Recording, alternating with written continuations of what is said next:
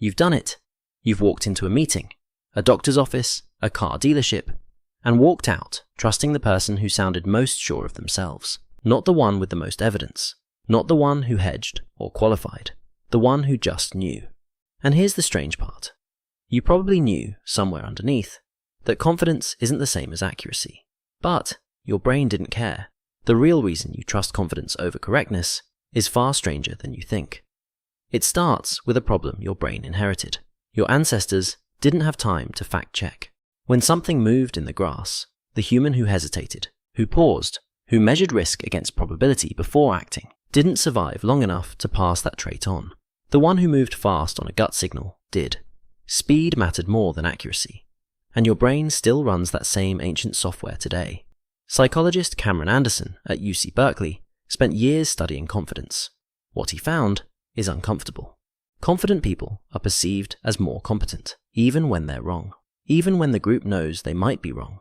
The confident voice still wins the room. It's not stupidity. It's pattern recognition misfiring in a modern world. There's a name for what's happening to you. It's called the confidence heuristic. A heuristic is a mental shortcut. And this one says, if someone sounds certain, treat that certainty as evidence of knowledge. It's not a rule you chose. It's a rule that got wired in before you had any say.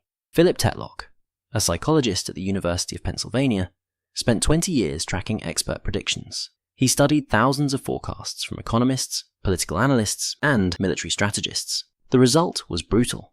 Experts who were the most confident in their predictions were consistently the least accurate. The ones who hedged, who said, it depends, who held multiple possibilities at once, they were right far more often, but they were also the ones nobody wanted to listen to. Your brain doesn't reward accuracy. It rewards the feeling of certainty. Here's what that looks like in your body. When you hear a confident voice, your nervous system relaxes, barely perceptible. It's as if something in you decides that the threat assessment is done, as someone else already knows the answer. You can stop scanning. Uncertainty costs energy. Confidence gives your brain permission to stop working so hard. Daniel Kahneman calls this cognitive ease. When information arrives smoothly, without friction, without contradiction, your brain codes it as true. Confidence removes friction. So confident speech gets tagged as credible before your conscious mind even has a chance to evaluate it. And the people delivering it know this. Sometimes, without knowing they know it.